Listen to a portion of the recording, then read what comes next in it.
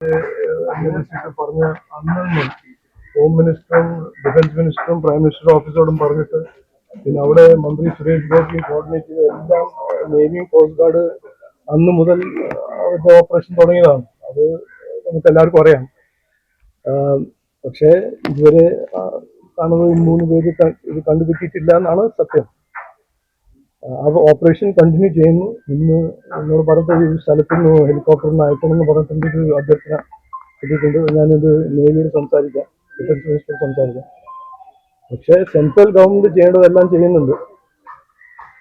നമ്മളിപ്പോൾ ആലോചിക്കേണ്ടത്, ചിന്തിക്കേണ്ടത് എന്തുകൊണ്ട് ഞാനിപ്പോ വിവാദം ഉണ്ടാക്കാനല്ല പറയുന്നത്. ഇത് ദുഃഖകരമായ ഒരു സ്ഥിതിയിൽ നമ്മൾ വിവാദം ഉണ്ടാക്കാൻ താല്പര്യമില്ല. എന്നാലും ഈ മുസ്ലിം ലീഗിന് മന്ത്രി എന്തുകൊണ്ട് ഇവിടെ വന്നിട്ടില്ല, സന്ദർശിച്ചിട്ടില്ല? 3 പേരല്ലോ. പിന്നെ തിരുവനന്തപുരത്തും ഒരു ആളെ കാണാത്ത സമയത്ത് എന്തുകൊണ്ട് ആ മന്ത്രി വരുന്നില്ല? ഇത് ചോദിക്കേണ്ട ചോദ്യമാണ്. അവര് വാശി പിടിച്ച് ഈ ഫിഷറീസ് വകുപ്പ് വേണമെന്ന് പറഞ്ഞിട്ട് ഉത്തരവാദിത്വം കാണിച്ചു കൊടുക്കാനുള്ള സമയത്ത് അവരൊന്നും ചെയ്യുന്നില്ല. അപ്പോ ഇത് നമ്മൾ ചോദിക്കേണ്ടതാണ്. പക്ഷെ നമ്മളുടെ ഭാഗത്തുനിന്ന് BJPയും സെൻട്രൽ ഗവൺമെന്റ് ഭാഗത്തുനിന്ന് ഞങ്ങൾ ചെയ്യേണ്ടതെല്ലാം ഞങ്ങൾ ചെയ്യും. 100% ചെയ്യും. പൂർണ്ണമായിട്ട് ഞങ്ങൾ ചെയ്യും. അതിന്റെ അപ്പുറം ഞങ്ങൾ ചെയ്യാൻ കഴിയുന്നത് ഞങ്ങൾ ചെയ്യും. പക്ഷെ ചില ചോദ്യങ്ങൾ ചോദിക്കണം. അത് നിങ്ങളാണ് ചോദിക്കേണ്ടത്, ഞാനല്ല ചോദിക്കേണ്ടത്.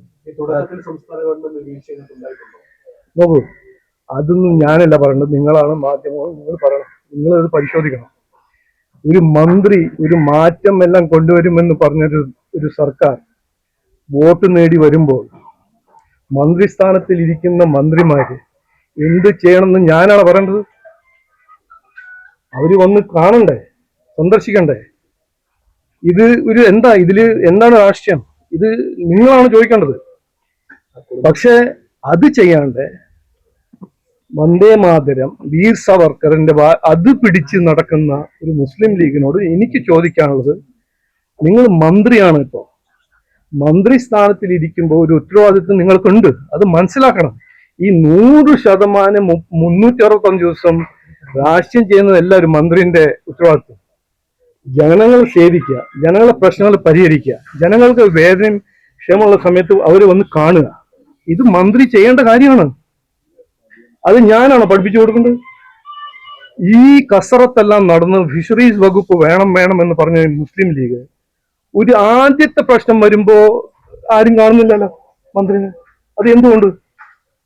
അപ്പോ എന്റെ ഒരു അഭ്യർത്ഥന, ഇത് നിങ്ങളാണ് ചോദിക്കേണ്ടത്, ഞങ്ങളല്ല. ഇതിന് ഞങ്ങൾ പൊളിറ്റിസൈസ് ചെയ്യാൻ ഒരു താല്പര്യമില്ല.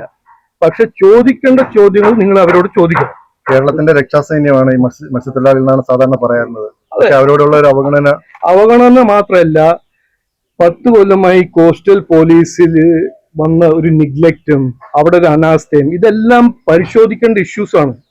എന്തുകൊണ്ട് കോസ്റ്റൽ പോലീസ് എന്ന് പറഞ്ഞാൽ എന്താണ് അവരുടെ ഉത്തരവാദിത്വം? ഇവരെ സംരക്ഷിക്കാനല്ലേ. കോസ്റ്റൽ പോലീസ് എന്തിനാ? CM-ന്റെ വണ്ടിയിൽ പിന്നിൽ ഓടാനാണോ? ഇല്ലല്ലോ. മന്ത്രിന്റെ കസേരന് പിന്നെ നിൽക്കാനാണോ? ഇല്ലല്ലോ. കോസ്റ്റൽ പോലീസ് ചെയ്യേണ്ടത് എന്താണ്? നമ്മളെ ഫിഷിംഗ് കമ്മ്യൂണിറ്റി, നമ്മളെ മത്സ്യത്തൊഴിലാളികളെ സംരക്ഷിക്കാൻ. അത് ചെയ്തോ? ഇല്ലല്ലോ. അപ്പോ ഇതെല്ലാം നമ്മൾ പരിശോധിക്കണം.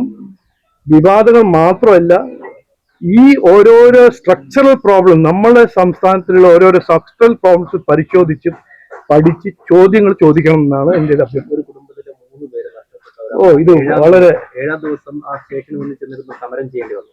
ആ ഒരു അവസ്ഥ എങ്ങനെയാണ് കേരളത്തിലെ? അല്ല, ഞാനെന്താ, നിങ്ങൾക്കറിയാലോ, ഇതാണോ ജനാധിപത്യത്തിലെ ഒരു സാധാരണ കുടുംബത്തിന്റെ അവകാശങ്ങൾ? ഇങ്ങനെ പോയിട്ട് സമരം ചെയ്തിട്ടാണോ അവരെ സംരക്ഷിക്കാൻ സംസ്ഥാന ഗവൺമെന്റിനോട് ചോദിക്കേണ്ടത്? ഇതൊരു ഓട്ടോമാറ്റിക്കലി ചെയ്യേണ്ടത് ഉത്തരവാദിത്വം സർക്കാരിന്റെ അല്ലേ? അപ്പോ ഇത് വളരെ ഇമോഷണൽ ഇഷ്യൂ ആണത്. ഇത് ശരിയല്ല. നമ്മുടെ ഡെമോക്രസിയിൽ വലിയൊരു വീഴ്ചയാണ് ഞാൻ കാണുന്നത്. നേവിയുടെ തെരച്ചിൽ തുടരുമെന്ന്. അല്ല, അത് തുടരും. അത് ഞങ്ങൾ ഫോളോ അപ്പ് ചെയ്യുന്നുണ്ട്. സുരേഷ് ഗോപി അവിടെ നന്നായിട്ട് കോർഡിനേറ്റ് ചെയ്യുന്നുണ്ട്. ഡിഫൻസ് മിനിസ്റ്ററും ഹോം മിനിസ്റ്ററിനൊപ്പം അദ്ദേഹം കോർഡിനേറ്റ് ചെയ്യുന്നുണ്ട്. കംപ്ലീറ്റ് കമ്മിറ്റ്മെന്റ് കൊണ്ട് അദ്ദേഹം അവിടുന്ന് കോർഡിനേറ്റ് ചെയ്യുന്നുണ്ട്. അത് ഒരു വീഴ്ച ഉണ്ടാവില്ല. Thank you.